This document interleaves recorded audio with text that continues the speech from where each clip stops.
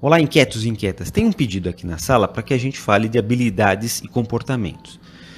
E é fundamental a gente falar desse assunto porque a gente vem muito viciado com a mente analógica e a gente precisa pensar um pouco diferente. Eu fiz uma lista de habilidades e comportamentos e estou separando aqui para empresas, para liderança e pessoas a caminho de liderança, para colaboradores, né? E depois para todos os públicos.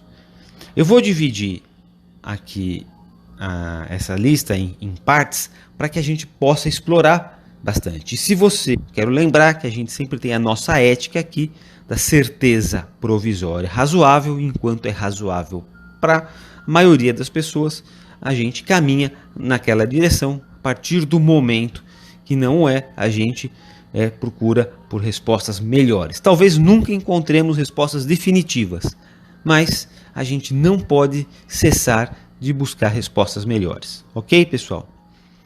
Muito bem. O primeiro é ter discernimento e não confundir o que é trabalho para o humano e o que é trabalho para os robôs.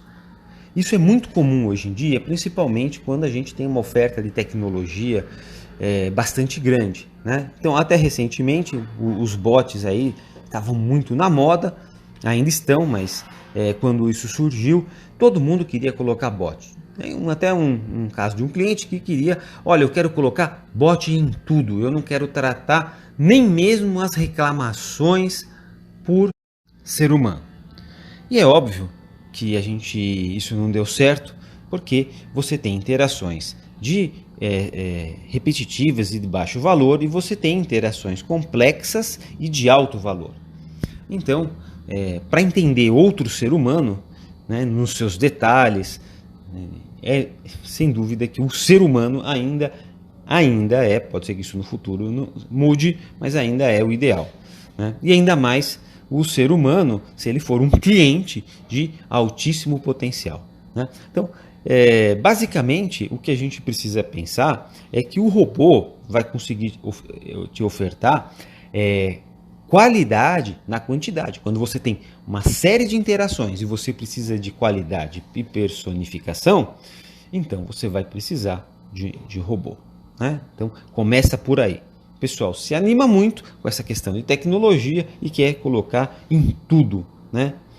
E tem uma tecnologia que o ser humano tem, que é empatia. Então, quando é necessário utilizar empatia, não é o momento de você abrir mão, né, do ser humano. Enfim, esse é um começo dessa discussão. A gente tem lá no Laboratório dos Inquietos uma aula dedicada a esse tema. Inclusive, a gente fala de como fazer a conta para que você entenda se vale a pena ou não e ficar num caminho mais digital ou menos digital. O item 2, que para a liderança, é saber lidar com resistências, incompreensões, desgastes, em especial na transição da tecnologia para o digital, né? Então, muitas vezes você ouve a gente falar aqui, poxa, que legal, tantas informações novas, tantos conceitos novos, né? Como é que eu mudo a cabeça do meu chefe? Como é que eu mudo a cabeça do meu project owner? Como é que eu posso influenciar outros colegas? Então, nós estamos vivendo, sem dúvida, no momento de uma passagem, né? O futuro não chega igual para todo mundo, né? A gente está vendo essa crise na pandemia porque ela teve que empurrar, né, muita gente, todos nós, para o mesmo patamar de complexidade e necessidade de se entender aqui os negócios, como é que ficam os negócios, né? Então, nós vamos ter que ter jogo de cintura, né? Menor ou maior grau, depende da sua posição, mas para que você possa, então, lidar com duas realidades, a realidade digital e a realidade analógica, né?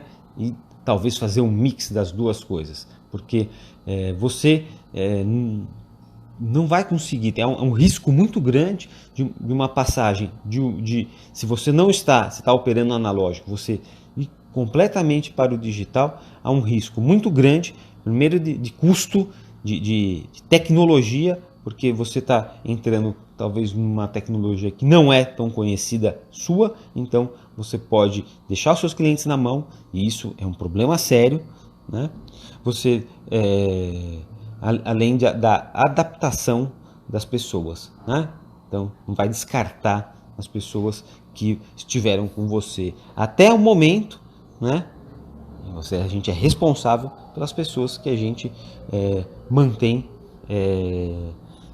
muitas vezes da forma que a gente vinha as mantendo, né? Analogicamente. Então, é preciso pensar em pessoas, é preciso pensar nos riscos e é preciso pensar nos custos na hora de você fazer uma transição para o digital. O terceiro, gente, é pensar que tecnologia resolve problema de oferta, né? Para a demanda é preciso conhecer o cliente. A gente tem hoje uma demanda muito grande, né? Então, você tem demanda na saúde, você tem demanda na área de alimentação, você tem demanda na educação, você tem demanda dos clientes, né? Então, nós temos uma complexidade de demanda. Mas aonde está a crise? A crise está na oferta que não consegue atender adequadamente essa demanda, né? Principalmente quando você tem a mente analógica, né? Você tem fila, né? Que é o maior sinal de que você tem uma crise quando você tem fila, né? Alguém vai ter que analisar um documento, alguém vai ter que fazer alguma checagem, você entra num portal, você coloca as informações lá, estamos analisando a sua solicitação. Então, ainda está indo para alguém que vai checar, verificar, né, estudar, e vai passar para o chefe dele vai botar um carimbo, vai fazer um relatório, vai passar para o diretor vai checar. Então, e você colocou o portal, né? Pronto, resolvi, coloquei um app, coloquei um portal, né? Tá resolvido. Enquanto que o que ainda não está resolvido é a questão da qualidade. Então, esse é um ponto que a gente precisa ver, porque a tecnologia, né, muda processo e muda gestão, né? Então, é isso que precisa para a liderança ficar claro, né? E, por fim, o quarto, olhar para o futuro, entender esse contexto da nossa época que nós estamos vivendo, comparar os seus objetivos e levar os negócios adiante, né? Então, muita gente está indo para o home office, que bom, já está rompendo tempo e espaço, né? E na live de ontem estava conversando, para quem assistiu, tinha um ponto que a gente falou, olha, um colega meu falou assim, mas Sarkis, não teremos mais ginástica laboral? Estou preocupado com a ginástica laboral. Olha, do jeito que era antes no escritório, provavelmente você não tem, assim como se você não tem mais a tia do cafezinho, você talvez não tenha mais o fretado, talvez você não tenha mais os benefícios, né? A gente ganha outro patamar de eficiência e de custo, as coisas precisam funcionar, né? Não tem nem lei turista mais aqui em algumas cidades para ler qual é o consumo de energia elétrica, né? Você mesmo vai tirar uma foto e você mesmo vai mandar. E fazer o que com tanto leiturista, né? O que vai acontecer? Será que quando acabar a pandemia volta os leituristas? Puxa vida, você já tem o pessoal adaptado a tirar foto, a fazer a própria leitura, né? Então talvez você tenha que investir em tecnologia para evitar algumas fraudes. Enfim, muda, você tem que entender o contexto que a gente está, né? E depois vai voltar atrás, né? Então é uma questão de sobrevivência. Então, pessoal, esses 4 itens são importantes para a liderança. Amanhã a gente vai falar de colaboradores, depois vamos falar para empresas, por fim para todos os públicos. Se você precisar de informações mais detalhadas sobre esse assunto, olha, eu quero ir no detalhe porque eu tenho um projeto específico na minha empresa, eu quero saber fazer a conta, eu tenho um desafio pessoal aqui que eu preciso de ajuda, então a minha sugestão é você dar uma olhada nos cursos que a gente tem lá no Laboratório dos Inquietos, ou então até mesmo a mentoria, se for o caso, que são soluções que a gente tem aqui para ajudar você ir no detalhe no seu projeto, né?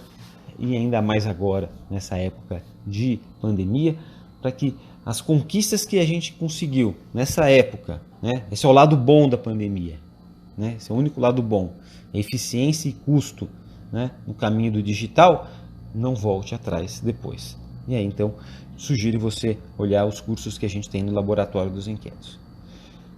Muito bem, a gente vai se falando e um forte abraço, até mais.